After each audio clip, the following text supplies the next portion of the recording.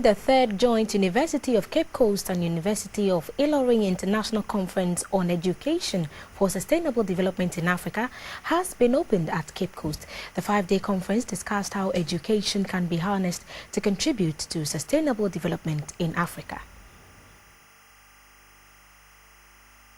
117 papers were selected for consideration from a critical range of disciplines that impinge on the sustainable development of the African continent. The Vice-Chancellor of the University of Cape Coast, Professor D.D. Kupole, said education remains a key pillar on which the development of people revolves.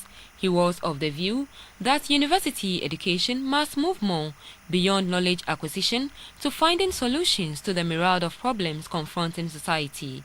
He therefore called for a real and effective partnership not only between government but also institutions of higher learning to bring innovations that would quicken the pace of development of the African continent. The Vice-Chancellor of the University of Illorin in Nigeria, Professor Abdul Ganiyu Ambali, described the conference as historic since it formed part of the actualization of the dream of Ghana's first president and founder of the University of Cape Coast, Dr. Kwame Nkrumah.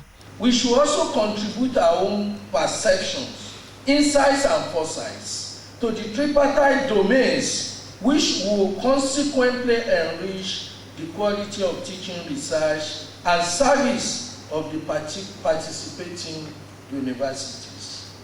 A former dean of the Faculty of Education, University of Ibadan, Professor Joel Babatunde Babalola, observed that in spite of the fact that Africa now has some of the finest scientists and scholars in the world, her people continue to wallow in abject poverty due to lack of innovations in the way things are done. The paramount chief of Ogwa traditional area, Osa Berima Kwesiata, expressed the hope that the discussions at the conference would contribute to charting the path towards education for sustainable development for Africa.